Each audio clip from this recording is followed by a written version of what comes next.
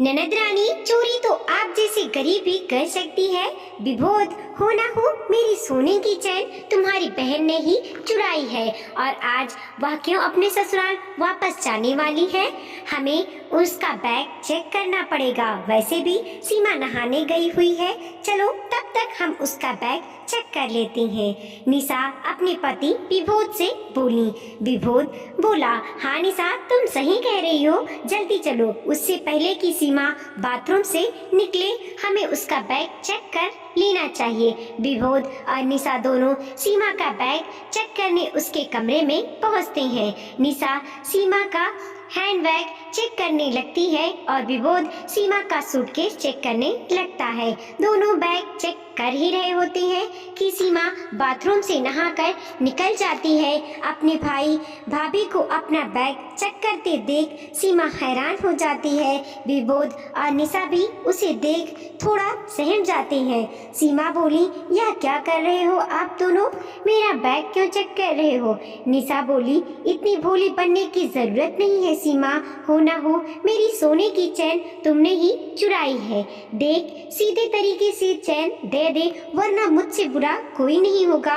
सीमा बोली, भाभी माना आप उम्र और औहदे दोनों में मुझसे बड़ी हैं, मगर इसका मतलब यह नहीं कि आप कुछ भी बोलोगी और मैं सुनती रहूंगी। मैं तो कल आपको आपकी चैन ढूंढने में मदद कर रही थी और आज आप मुझ पर ही इल्जाम लगा रही हैं। आपने इल्जाम लगाने से पहले एक बार भी नहीं सोचा कि आप अपनी उस ननद पर इल्जाम लगा रही हैं जिस ननद ने हर सुख दुख में आपका साथ दिया है।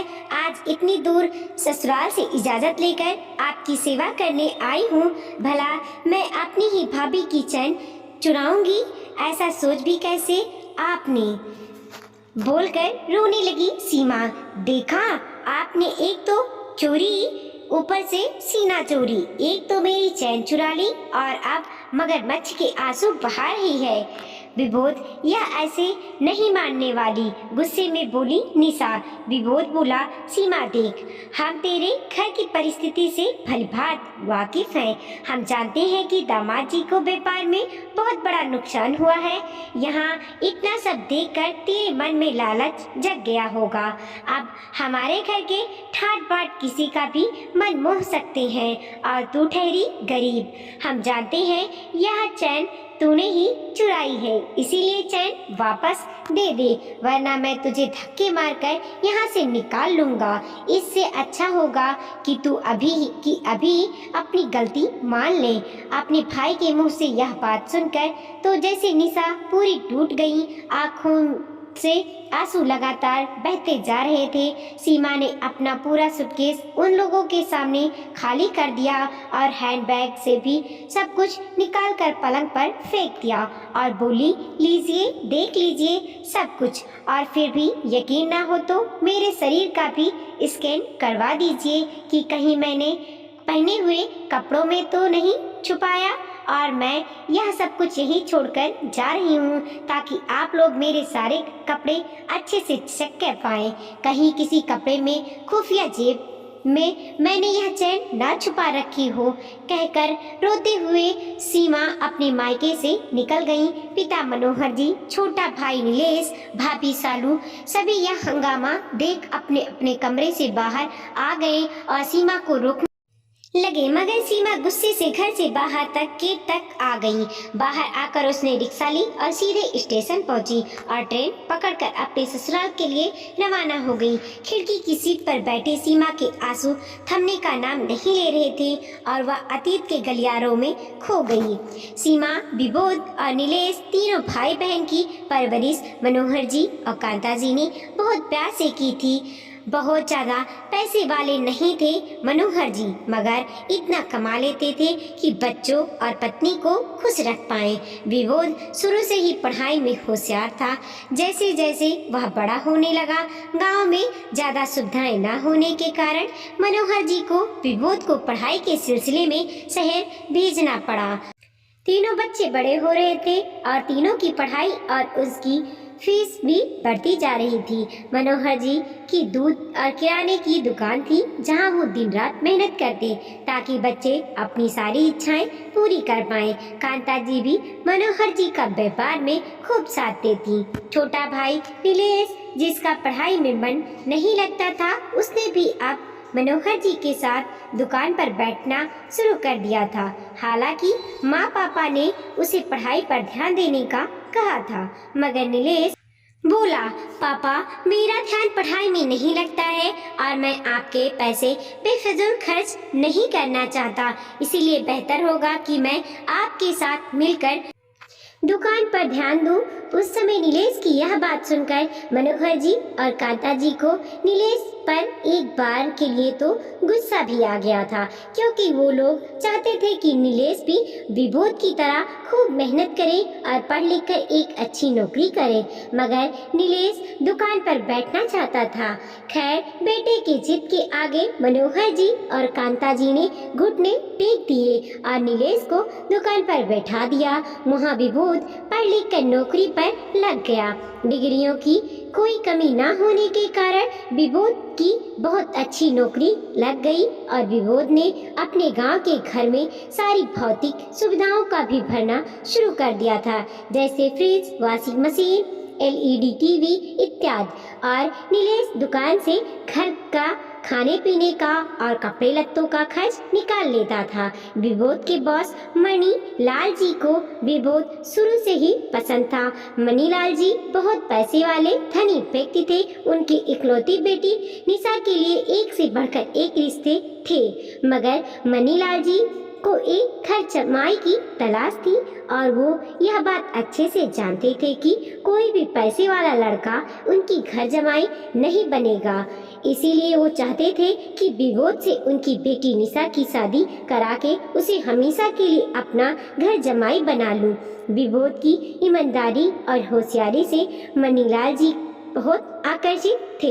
एक रोज उन्होंने विबोध को ऑफिस के काम से घर बुलाया और अपनी बेटी निशा से मिलवाया। निशा एक पढ़ी लिखी, दिखने में सुंदर और मॉडर्न ख्यालों की लड़की थी। निशा को विबोध पहली बार में ही भा गया। बातों बातों में मणिलाल जी ने विबोध से अपने दिल की बात कह दी कि वो निशा की शादी विबोध से करना चाहते हैं, मगर उन्होंने यह नहीं बताया कि वो विबोध को घर जमाई बनाना चाहते हैं। विबोध को भी निशा पसंद आ चुकी थी। वह बोला, यदि इस रिश्ते के लिए मेरे माता पिता हाँ कर देंगे तो वह यह शादी कर लेगा। दूसरे दिन विबोध ने फोन पर अपने माँ पापा को यह सूचना दी और वो लोग भी शादी कह करने शहर आ पहुँचे। रिश्ता मना करने की कोई वजह न थी, इसीलिए दोनों परिवारों ने मिलकर शादी तय कर दी थी।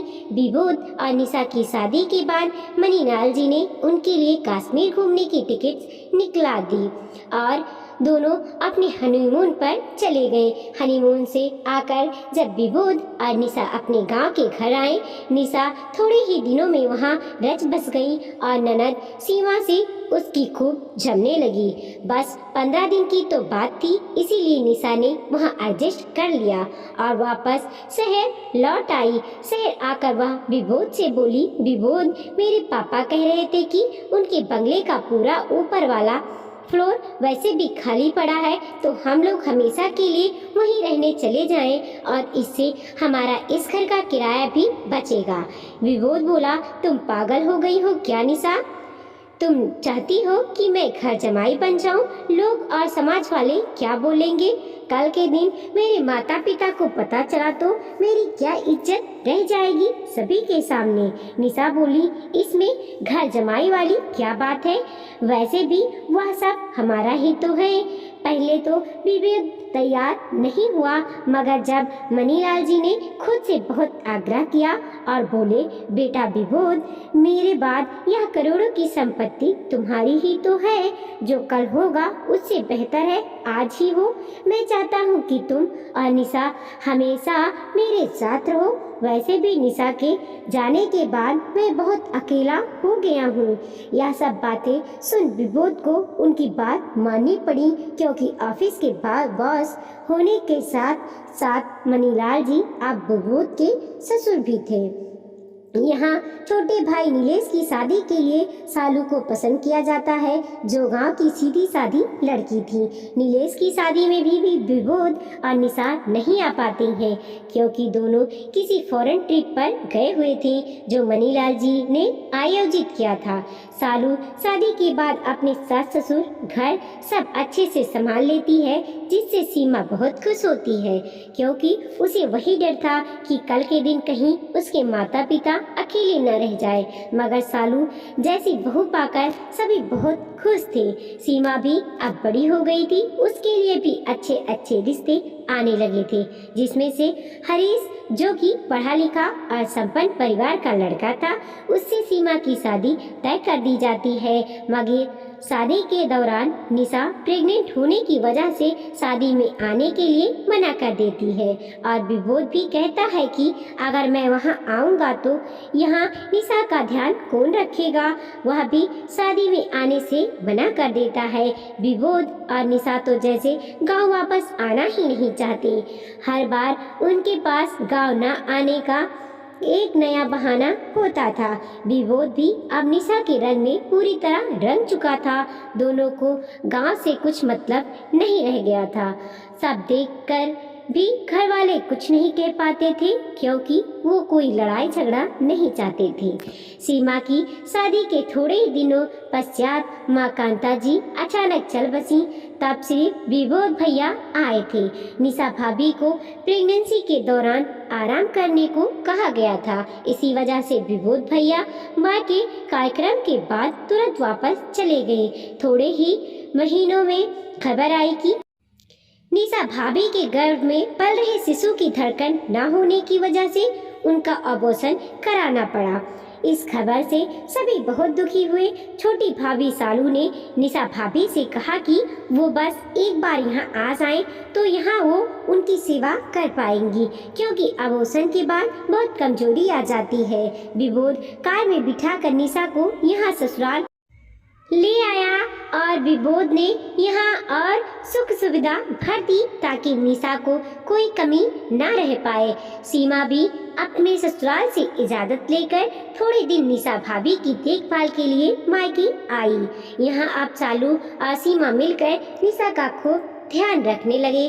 मगर यह क्या, उस दिन आए फोन से सीमा अंदर तक हिल गई थी। सीमा के पति हरीश को व्यापार में बहुत बड़ा नुकसान हो गया था, यहाँ तक कि हरीश कर्ज में डूब गया था। सीमा फोन रखकर फपक फपक पर रो पड़ी। छोटे भाई नीलेश और भाभी सालू ने सीमा को सांत्वना दी और बोली, पगली फिक्र मत कर, तेरे दो भाई हैं, हम लोग तेरी मदद जरूर करेंगे। नीलेश ने अपने भाई होने का कर्तव्य यह कहकर पूरा किया था, क्योंकि ऐसे वक्त में प्यार से बोले दो शब्द भी दिल पर लगी चोट पर मरहम का काम करते हैं। सीमा का इस खबर के बाद किसी काम में मन नहीं लग रहा था, मगर निशा भाभी की नाजुक हालत को देखकर वह सब काम कर रही थी। रोज निशा को पूरी बॉडी मालिश सीमा ही कर देती थी और उसके लिए पौष्टिक खाना सालू बनाती थी। आज भी सीमा ने निशा को बॉडी मालिश की और निशा बाथरूम में नहाकर आई तो अपने सोने की चैन ढूंढने लगी। वह बोली, मैंने रोज की तरह चैन निकालकर यही ड्रॉप में तो रखी थी। सीमा भी निशा की चैन ढूंढने में मदद कराने लगी, मगर चैन कहीं नहीं मिली। सालू रसोई से आई तो बोली, मेरी काम वाली जमुना यहाँ काम कर रही थी, मगर वह तो हमारे यहाँ तब से है जब से सीमा, नीलेश और विभूत भैया की शादी भी नहीं हुई थी। वह ऐसा क्यों करेगी, किसी की कुछ समझ में नहीं आ रहा था। और यहाँ निशा का माथा ठनक गया था, क्योंकि 40 ग्राम की चैन घर से गायब हो जाना कोई छोटी बात नहीं थी। उससे उस रात नींद नहीं आई क्योंकि निशा को सीमा पर शक होने लगा था और दूसरे दिन सीमा अपने ससुराल जाने वाली थी। इसीलिए दूसरे दिन उसने सीमा के बाथरूम में जाने के बाद विभूत से कहकर उसके बैग की तलाशी ली और उसे यूं अपमानित होना पड़ा था। ट्रेन के हॉर्न की आवाज से सीमा वर्तमान में लौटी उसके ससुराल का शहर आ गया था। जैसे ही सीमा ससुराल लौटी उसकी सास गंगा जी बोली, बेटा तेरा सामान कहाँ है? गंगा जी बहुत अच्छी महिला थी। सीमा के शादी के बाद उन्होंने बेटी जैसा प्यार दिया था उसे। गंगा जी के इस सवाल पर सीमा फिर से रो पड़ी और उसने सारी घटना अपनी सास को बता दी। गंगा जी को यह सुनकर बहुत दुख हुआ और उन्होंने सीमा को गले से लगा लिया और आराम करने को कहा। सीमा जाकर अपने कमरे में लेट गई मगर उसकी आंखों से नींद गायब थी। रात को जैसे ही हितेश घर आया उसने सारी बात हितेश को बताई और बोली, हितेश तुम्हारा व्यापार क्या डूबा? मेरे भाई भाभी ने मुझे चोर घोषित कर दिया। यह भी नहीं सोचा कि मैं यहाँ से इतनी दूर सिर्फ भाभी की सेवा करने गई थी। हितेश बोला, दुखों के दिन में लोग अकेला छोड़ देते हैं। यह बात तो सुनी थी सीमा, मगर चोरी का इल्जाम लगा देते हैं यह आज देखा। तुम फिक्र मत करो सीमा, यह हालात भी जरूर बदलेंगे और वापस हमारी नैया किनारे पर आ जाएगी। सीमा बोली, आज से मेरे बड़े भाई भाभी से रिश्ता खत्म है हितेश, मुझे उन लोगों का मुंह भी नहीं देखना। और रही बात तुम्हारे व्यापार की तो हम दोनों मिलकर फिर से मेहनत करेंगे और अपना व्यापार फिर से जमाएंगे।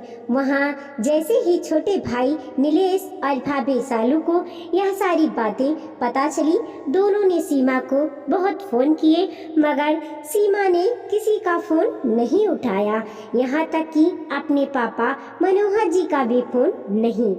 मनोहर जी को अपने बेटे बहू का यह व्यवहार देख बहुत दुख हुआ था मगर वो बेचारे अब कर भी क्या सकते थे।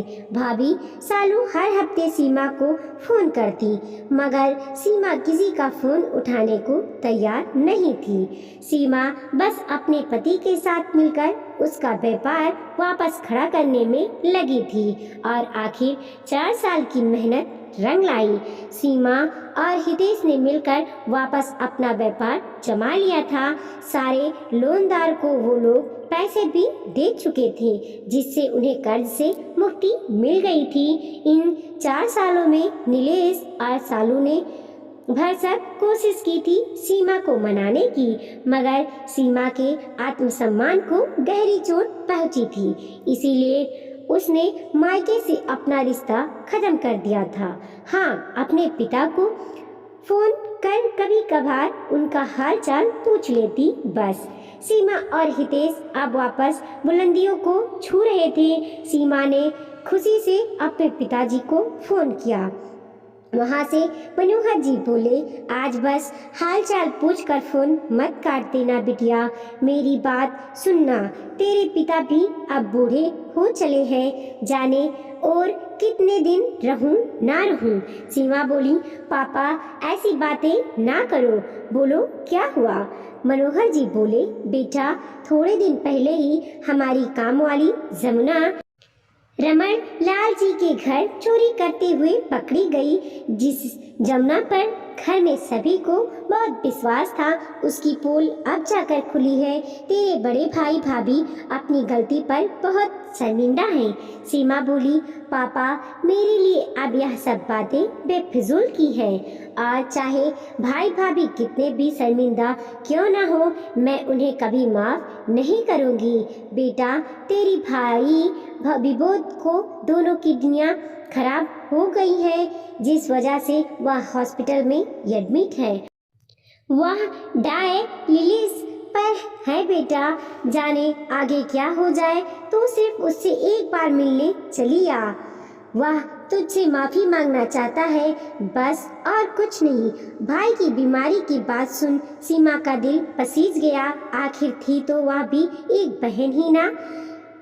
खून का रिश्ता तो खून का रिश्ता होता है।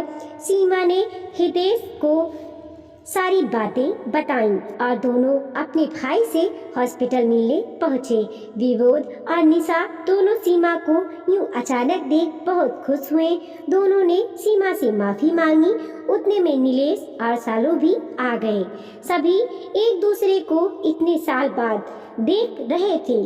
सभी की आंखों से आंसू बह रहे थे। बातों बातों में नीलेश से पता चला कि सभी ने अपनी किडनियां चेक करवा ली, मगर किसी की किडनी मैच नहीं हो पा रही थी है। सीमा ने भी अपनी किडनी देने के लिए अपना चेकअप करवाया और सीमा की किडनी मैच कर गई। सीमा ने विबोध को अपनी किडनी देकर उसकी जान बचाई।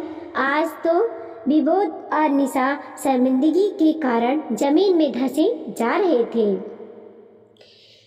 दोस्तों, कभी कभी खून के रिश्तों में भी दरार आ जाती है, मगर मुंह से कड़वे वचन निकालने से पहले 100 बार सोचें, क्योंकि जब कोई अपना ही घाव देता है तो फिर उस पर मरहम भी काम नहीं करता। वीडियो को लाइक कीजिए, कमेंट कीजिए और अपने दोस्तों के साथ जरूर शेयर कीजिए। चैनल पे नए हैं प्लीज़ सब्सक्राइब कीजिए और देखते रहिए मोटिवेशनल स्टोरी।